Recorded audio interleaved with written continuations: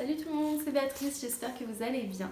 Vous avez été plusieurs à me demander des vidéos sur ma grossesse, sur bébé, sur ce que j'allais acheter, etc. Et du coup j'ai eu l'idée de vous faire une vidéo sur les articles de puériculture que j'ai trouvé inutiles ou que je trouve inutiles ou que je n'achèterai pas tout simplement, ou que je ne possède pas. Et vous expliquer un petit peu pourquoi et par quoi je compte les remplacer si c'est nécessaire. Alors je précise tout de même que c'est mon avis à moi, selon mon contexte, ma famille, ma situation, mes besoins. C'est possible que certains de ces articles vous semblent utiles et qu'ils le soient réellement pour votre situation et c'est ok comme ça. Je veux vexer personne avec cette vidéo, mais c'est juste pour vous expliquer que selon la situation, dans bien des cas, on peut vraiment faire avec très peu. Le but de cette vidéo, c'est aussi un petit peu de vous montrer qu'on n'a pas besoin de grand chose pour un bébé. Et du coup, moi qui suis minimaliste, eh bien, je me suis très vite rendu compte qu'il y avait énormément de choses en fait qui n'étaient pas utiles. Bref, je ne vais pas parler plus longtemps et on va commencer tout de suite avec le premier article qui pour moi n'est pas utile. C'est tout simplement le lit à barreaux et même le lit cododo. Parce qu'on peut tout simplement dormir avec son bébé. C'est ce que j'ai fait pour ma fille. Ce qui a beaucoup aidé, c'est que nous étions en lit au sol et avec mon copain, on compte également dormir au sol. Donc pour l'instant, on a un sommier, mais on va changer notre lit. Le sommier, on va le donner ou le revendre. Et puis on mettra un tatami à la place avec le matelas par-dessus, donc déjà ce sera beaucoup moins haut. En fait pour moi ça fait pas sens de dormir loin de mon bébé, même s'il est dans un lit un petit peu plus loin ou à côté, je vois pas l'intérêt de devoir me relever ou même juste me redresser pour l'attraper pendant la nuit lorsqu'il veut téter. Alors que c'est tellement plus simple de juste être allongée à côté de lui, d'ouvrir mon pyjama pour lui donner le sein, ou de me tourner de l'autre côté s'il veut l'autre, ou même pas de me tourner de l'autre côté et de l'emmener de l'autre côté, des fois juste je me tournais un peu plus pour qu'il ait accès à l'autre sein, en bref. Je vois pas du tout l'intérêt de s'embêter avec ça. Et pour ce qui est des lits cododo, si vraiment vous voulez faire du cododo avec votre bébé, mais que vous n'avez pas de lit au sol, que c'est pas votre projet, que vous voulez rester sur un lit à hauteur classique, vous pouvez tout à fait prendre un lit à barreaux, je vous conseille de le prendre d'occasion pour le payer moins cher, et enlever tout simplement une partie des barreaux pour pouvoir vraiment le coller le plus possible à votre lit. Pourquoi faire ça plutôt que d'acheter un lit cododo? Tout simplement parce que les lits cododo ils sont pas très grands et je pense que ça dure pas très longtemps pour un bébé, à mon avis. À 6 mois grand max, vous pouvez plus, enfin il rentre plus dedans ou alors il est vraiment à l'étroit. Voilà, donc pour moi ce n'est pas utile. Le deuxième article inutile selon moi, et j'y pense parce que à l'époque on avait acheté le lit à barreaux qui venait avec la table à langer intégrée, c'est justement la table à langer. Alors je dis pas que c'est pas utile, honnêtement c'est utile, je dis pas le contraire, mais pour moi c'est pas indispensable et clairement aujourd'hui j'en ai pas et j'ai pas du tout l'intention d'en acheter parce qu'on peut tellement facilement s'en passer. Juste avec une serviette, on peut s'installer sur n'importe quelle table, sur un canapé, sur un lit, même au sol si il fait pas trop froid non plus et qu'il n'y a pas un courant d'air à cet endroit-là. Mais c'est super facile en fait de s'en passer et du coup je vois pas l'intérêt d'avoir ça chez soi parce qu'il faut lui trouver une place. Non, franchement je vois pas l'intérêt, mais je dis pas que c'est pas utile, c'est sûr que c'est pratique, c'est à la bonne hauteur et tout. Par contre le seul truc moi qui me tient en souci avec la table à langer, c'est que c'est en hauteur. Donc d'un côté c'est pratique pour le dos et d'un autre côté ça fait un peu peur parce qu'on peut vite avoir peur que son enfant tombe alors que voilà, si on se met au sol ou quoi sur un tapis par exemple, on a beaucoup moins peur. Troisième chose que je n'achèterai pas, je l'ai utilisé pour ma fille aînée, très peu quand même, mais c'est la baignoire sur pied. En fait j'ai pas du tout trouvé ça pratique au final avec le recul de baigner mon bébé comme ça, debout, enfin non, je n'ai pas aimé ça tout simplement. En plus après il faut trouver une place pour ranger tout ce matériel, même si les pieds se plient, faut quand même les mettre quelque part dans un coin de la pièce, c'est moche. Enfin ça c'est mon avis, hein. Je vous l'ai dit vraiment, c'est mon avis perso. On n'est pas obligé d'être d'accord, mais voilà, moi je n'aime pas ça. Et je trouve ça très facile encore une fois de s'en passer et pourtant je n'ai pas de baignoire chez moi. Mais on peut tout à fait pratiquer le bain libre, donc surtout si vous avez la chance d'avoir une baignoire, en mettant très peu d'eau dans le fond de la baignoire et en allongeant votre bébé, de toute façon toujours sous surveillance. Personnellement pour mon tout petit je compte surtout faire des douches avec papa ou avec maman, donc en peau à peau, et le nettoyer comme ça. On peut aussi faire tout simplement quand il est tout petit une petite toilette aux gants et puis à partir du moment où il se tient assis on peut le faire dans une douche sans aucun problème ou dans une baignoire. Enfin, bref, pour moi il n'y a pas de problème. Et d'ailleurs j'en profite pour dire aussi que tout ce qui est accessoires pour le bain, type comment on appelle ça, vous savez les petits sièges ou les espèces de transats pour le bain, tous ces trucs là pour moi c'est complètement inutile. Les espèces de transats, les enfants glissent dedans, c'est froid, c'est pas agréable au toucher, à la sensation pour lui. Les sièges c'est pareil, c'est censé aider à ce que Pourtant j'en ai eu un et je l'avais même demandé je crois pour un Noël. Hein. Et au final je l'ai regretté parce que j'ai pas trouvé ça utile et je trouve ça au final pas malin, moi qui suis pour la motricité libre, de mettre son enfant dans un siège alors qu'il ne sait pas encore forcément se tenir assis. Et s'il sait déjà se tenir assis, bah, il n'y a pas besoin qu'il soit là-dedans.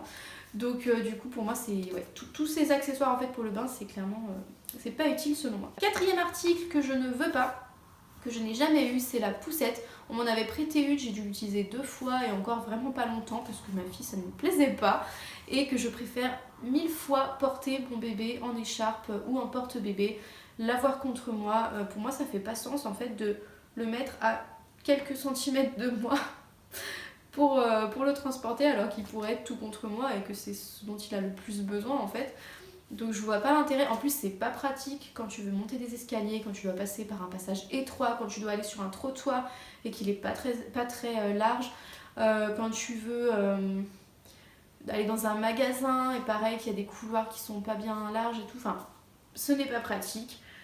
J'imagine que quand il faut la plier dans la voiture aussi c'est pas pratique, tout simplement, selon moi en tout cas.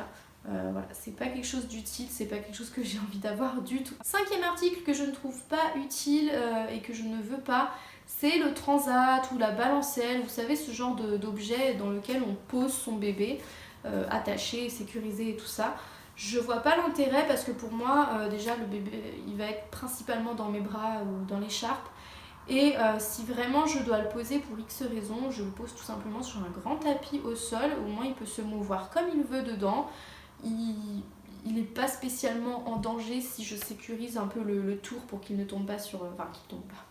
C'est pas haut, mais pour qu'il ne se cogne pas contre le carrelage par exemple. Mais je vois pas l'intérêt. Ouais, non, franchement, je vois pas l'intérêt. Le sixième article que je trouve inutile parce que moi j'allaite, c'est le biberon. Bien entendu, si vous ne pouvez pas allaiter, si vous ne voulez pas allaiter, si vous êtes un papa et que la maman est décédée ou quoi, bien entendu que ça va vous être utile. Hein. Encore une fois, c'est ce que je vous dis, c'est un avis personnel selon ma situation. Donc surtout, ne prenez pas mal si je dis que c'est pas utile un biberon. Mais voilà, pour moi, qui ai toujours allaité ma fille aînée et qui compte allaiter mes prochains enfants, y compris celui que je porte, et ben je n'ai pas besoin de biberon. Je me rappelle que pour ma fille, j'avais acheté quand même 2 petits biberons Avent que je n'ai jamais sortis de leur boîte. D'ailleurs, je les ai revendus dans un vide-grenier, je me souviens. Au cas où, si jamais j'arrivais pas à allaiter ou quoi. Mais je sais aujourd'hui que je ne le ferai pas parce que j'ai pleinement confiance en mon corps, en mon bébé, etc. Mais ouais, donc du coup pour moi le biberon c'est pas du tout utile quand on allaite d'en avoir un. Et même vous allez me dire ouais mais si tu allaites peut-être que de temps en temps le papa voudra donner le biberon, peut-être que d'autres personnes auront envie de donner le biberon, ou peut-être qu'un jour tu le feras garder et que tu auras besoin. Alors pour ma part je ne compte pas mettre mon enfant à la crèche ou nounou ou quoi que ce soit, donc j'aurais pas vraiment besoin de lui faire donner des biberons. Et surtout pour éviter une confusion synthétine et pour éviter de mettre en péril mon allaitement, si je dois lui donner mon lait, lui faire donner mon lait autrement qu'au sein, et eh bien ce sera soit avec une cuillère, soit avec une tasse, soit avec comment ça s'appelle, la cuillère Medela, c'est une espèce de biberon cuillère, soit avec le dalle, mais sûrement pas avec un biberon. Enfin en tout cas je prendrai pas le risque. Le 7e article qui est inutile selon moi, c'est le baby cook, enfin tous ces appareils un petit peu pour cuisiner pour bébé, pour réchauffer les biberons, enfin tous les trucs comme ça qui sont censés faire gagner du temps. Je les trouve pas utiles. Franchement c'est pas très long de faire à manger pour son bébé. Moi je pratique la DME, la diversification menée par l'enfant, c'est-à-dire que mon enfant, au lieu de manger des purées, des compotes et tout, va manger tout simplement des vrais morceaux, de vrais aliments bruts, je sais pas moi, une tranche d'avocat, un morceau de carotte cuit à la vapeur, des choses comme ça. Et du coup c'est pas très long à faire. Souvent en fait je vais utiliser ce que l'on va manger nous en tant qu'adultes et je vais en mettre une portion de côté pour bébé. Voilà, il n'y a pas besoin de quelque chose spécialement pour le bébé, pour cuisiner quoi. Et pareil pour les chauffe-biberons, franchement. Bon, après moi, je veux pas trop me prononcer là-dessus parce que je n'ai jamais donné le biberon. Mais quand même, pour avoir vu un petit peu ce fonctionnement, je trouve que c'est facile de faire réchauffer son biberon sans ce genre d'appareil. La 8e chose que je trouve inutile du coup, c'est le lait en poudre et les petits pots pour bébé. Bon le lait en poudre logique hein, puisque j'allaite, donc je trouve pas ça utile d'avoir du lait en poudre, même au cas où, parce qu'il n'y a pas de au cas où. Et les petits pots, parce qu'encore une fois c'est très facile de faire à manger soi-même pour son enfant. Surtout quand on pratique la DME, mais même si on choisit de faire des purées, je trouve que c'est pas très long quand même de cuisiner pour bébé. On peut faire cuire une grosse quantité de légumes d'un seul coup, on mixe et on congèle des portions pour pouvoir les sortir facilement si on a des journées pressées. Donc je trouve pas ça utile. Le 10e article que je ne trouve pas utile et même dangereux, c'est tout ce qui est trotteur. Ça on le sait, c'est pas du tout bon pour l'enfant, c'est pas du tout physio, ça ne devrait même pas exister. D'ailleurs il y a des pays dans lesquels c'est interdit et je comprends tout à fait. Donc, et puis c'est complètement bête parce que si votre enfant n'est juste pas prêt à marcher, c'est que il est pas prêt à marcher, ça viendra quand ça viendra. Mais je vois pas pourquoi vouloir l'aider à marcher plus vite en fait, c'est pas ça qui va l'aider. Le jour où ses muscles seront prêts, le jour où psychologiquement il se sentira prêt aussi, il marchera, c'est aussi simple que ça. La 11e chose que je n'utilise pas, ce sont les sécurités pour enfants. Alors si vous me suivez, vous savez que je suis assistante maternelle, même si je garde pas encore d'enfants pour le moment, mais officiellement c'est bon, j'ai tout ce qu'il faut, je suis ASMAT. Du coup j'ai dû installer les sécurités chez moi, donc j'ai les barrières de sécurité. J'ai acheté les cache-prises parce que ma puéricultrice m'avait dit bon, normalement il n'y a pas besoin, mais ça peut rassurer certains parents, mettez-les quand même, ça coûte rien. Mais pour mes propres enfants, je n'utilise pas les sécurités parce que déjà je suis tout le temps là pour les surveiller, donc les sécurités ne sont pas vraiment utiles. Et parce que je tiens à apprendre à mon enfant je tiens à lui apprendre la notion du danger en fait. Et je trouve que si on sécurise trop un lieu, eh bien l'enfant ne voit pas vraiment où est le danger. Et si par malheur un jour on oublie de fermer par exemple la barrière, il risquerait peut-être d'y aller sans se rendre compte en fait qu'il y a quelque chose de dangereux. Et à mon avis c'est là aussi que les accidents peuvent arriver. Du coup c'est pas dans ma philosophie de vie de maman de mettre des sécurités chez moi. Après je peux comprendre que dans certains contextes ça puisse vraiment être utile, par exemple autour d'une piscine, si on veut laisser son enfant jouer dans le jardin mais qu'on a une piscine, là clairement oui, je comprends complètement, mais je parle plus des sécurités dans sa maison, alors que l'on est à la maison pour surveiller. Je ne sais plus où j'en suis dans mon décompte, au pire j'écrirai le numéro parce que du coup là je me suis un peu perdue. Autre article que je trouve inutile, pour moi en tout cas, c'est le babyphone.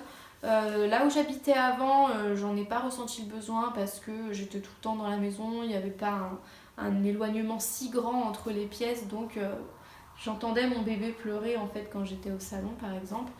Le seul moment où éventuellement ça aurait pu m'être utile, c'est quand j'étais dehors et mon bébé en train de faire une sieste, mais déjà c'était rare. Et puis ça prend 2 secondes de retourner à l'intérieur, de tendre l'oreille et d'écouter. Et dans mon appartement, ici, clairement, ça va pas me servir du tout parce que où que je sois dans l'appartement, je vais entendre mon bébé. Et vu que c'est un appartement et que je n'ai pas de jardin, je vais clairement pas aller au parc à 400 mètres en laissant mon bébé à la maison, quoi. Donc il ne me sera d'aucune utilité, de même que les babyphones avec caméra ou ce genre de trucs. Autre article que je trouve vraiment inutile, c'est les tapis d'éveil pour bébé. Alors attention, un tapis pour l'éveil de bébé, c'est très utile, mais on n'a pas besoin d'acheter un tapis d'éveil, en tout cas un tapis qui est appelé tapis d'éveil, parce qu'en général il coûte bien cher. On a le petit tapis qui est souvent rond avec les arches dessus, c'est tout petit, le bébé il reste pas longtemps dedans avant de clairement pouvoir s'en aller parce que ça devient beaucoup trop petit et qu'il a envie d'explorer, c'est bien normal. Donc moi je suis plutôt adepte des grands tapis au sol. Personnellement j'ai les tapis Ikea qui se plient un petit peu pour la gymnastique. Ça c'était surtout pour qu'on puisse jouer tranquillement avec ma fille parce que j'ai du carrelage dans le salon. Donc dans tous les cas c'est pas agréable de s'asseoir par terre pour un jeu de société par exemple. Et en plus de ça elle peut faire des roulades et tout. Donc je compte tout simplement utiliser ça pour bébé avec peut-être une couverture dessus pour que ce soit un petit peu plus chaud, un petit peu plus doux. mais c'est amplement suffisant en fait. Et surtout, c'est beaucoup plus rentable d'acheter un grand tapis que d'acheter juste ce petit tapis rikiki avec 2 arches dessus. Ouais, non, clairement, je vois pas l'intérêt. Autre article, mais alors là, pour le coup, vraiment, je ne comprends même pas que ça existe, ce sont les pèse bébés. Je vois pas l'intérêt de peser son enfant, enfin comme si nous on se pesait tous les jours ou toutes les semaines. Alors sauf si vous êtes dans un défi perte ou prise de poids, je peux comprendre, pas de souci, chacun fait comme il veut. Mais juste pour un bébé, c'est pas... En fait ça veut tellement rien dire le poids, enfin je veux dire c'est tellement fluctuant que ça ne veut rien dire. Et en plus vous pouvez aller peser gratuitement votre bébé dans les PMI, donc je vois pas du tout l'intérêt d'avoir ça chez soi. À part pour se faire paranoïer si déjà de base on est stressé ou que les médecins nous ont stressés en disant ah attention votre bébé il prend peut-être pas assez ou quoi.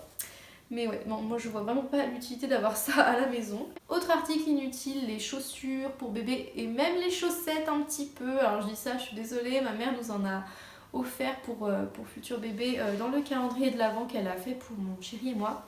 Elles sont très mignonnes, on essaiera quand même de les mettre si il fait froid et qu'il faut que ses petits pieds soient couverts. Mais j'ai pas grand espoir là-dessus parce que souvent les bébés ils frottent leurs pieds entre eux et hop les chaussettes sont par terre et on a beau les remettre, ça finit toujours comme ça. Donc c'est pas très utile, mais bon, ça l'est déjà à la limite un petit peu plus. Mais alors des chaussures pour un bébé qui ne marche pas, alors ça je vois vraiment pas l'intérêt, excusez-moi, enfin non, je vois pas. Je vois pas. Je vois pas. À la limite, s'il fait très froid dehors, bah, on peut mettre une combi avec une combi qui inclut les pieds, ou on peut le mettre dans une couverture. Mais des chaussures, c'est juste pas confortable et ça sert juste à rien. Et souvent, ça coûte cher en plus. Autre chose que je trouve inutile, que je n'ai jamais eu, c'est la poubelle à couches. Je vois pas l'intérêt d'avoir une poubelle spéciale pour ces couches. Alors, il y en a qui vont me dire oui pour l'odeur. Ouais, mais en fait, l'odeur dans n'importe quelle poubelle fermée, tu la sens pas. Tu vas la sentir au moment où tu ouvres ta poubelle, mais c'est tout. Et de même que quand tu ouvres ta poubelle de cuisine, ça sent pas forcément la rose. Bah voilà, c'est la vie. Enfin, je veux dire, ça dure 3 secondes dans la journée. Et si on change, enfin, si on va jeter régulièrement sa poubelle, je vois pas où est le souci. Ouais. Donc j'ai jamais compris l'utilité de ce truc. Et enfin le dernier article que je trouve inutile, c'est le sac à langer. Alors c'est pas si inutile que ça, mais je vois pas l'intérêt d'acheter un sac à langer pour transporter les affaires de son bébé alors que l'on peut utiliser n'importe quel sac, qu'on le paiera beaucoup moins cher parce que sous prétexte que c'est un sac à langer, on nous le vend très très cher souvent. J'en ai eu un qu'on m'avait offert qui était très joli. Je l'avais utilisé un petit peu, d'ailleurs à l'époque, ça remonte, mais j'avais même fait une vidéo je crois sur son contenu. Aujourd'hui, maintenant que je suis encore plus minimaliste, j'ai encore moins de choses. Mais déjà à l'époque, étant donné que j'allaitais notamment et que donc je n'avais pas de biberon à prendre, clairement le sac il était pas bien rempli. Et je trouve qu'on peut clairement mettre ce qu'on a besoin de transporter dans n'importe quel sac à main ou dans un sac à dos ou quoi, mais il n'y a pas besoin spécifiquement d'avoir un sac à langer. Après c'est pas complètement inutile si on aime bien, si on a vraiment l'intention de s'en servir et si par exemple on donne le biberon, peut-être que ça peut être un peu plus utile, mais clairement dans ma situation à moi, je ne m'achèterai pas, je vois pas l'intérêt. Voilà, c'est tout pour cette vidéo. Encore une fois, j'espère qu'elle n'a vexé personne. Le but c'est pas de créer un débat ou quoi, c'est juste d'expliquer que selon votre situation, il y a des choses qui ne vont pas être utiles et qu'il y a des choses aussi qu'on peut remplacer très facilement si on n'est pas sûr qu'elles vont nous servir, si on n'a pas beaucoup de budget, si comme moi on veut être un peu minimaliste. Voilà, c'était plus pour offrir une réflexion. Mais il se peut tout à fait que dans cette liste, il y ait plein de choses que vous trouviez utiles et c'est ok. Chaque parent fait comme il le sent, selon son enfant, selon sa famille, on ne le répétera jamais assez. Donc n'hésitez pas à me dire parmi les choses que j'ai citées dans cette liste, lesquelles vous trouvez vous aussi complètement inutiles. Si jamais il y a d'autres choses auxquelles vous pensez, n'hésitez pas non plus. Là, j'ai vraiment essayé de parler des articles de puériculture classiques, ceux que la plupart des parents pensent acheter parce que c'est un peu entre guillemets dans la norme, mais bien entendu qu'il y a encore plein d'autres choses complètement inutiles, mais ça pour le coup on n'en parlera même pas. Mais voilà, n'hésitez pas à me dire un petit peu votre avis à vous, et puis moi je vous fais plein de gros bisous et je vous dis à bientôt pour une prochaine vidéo. Bye!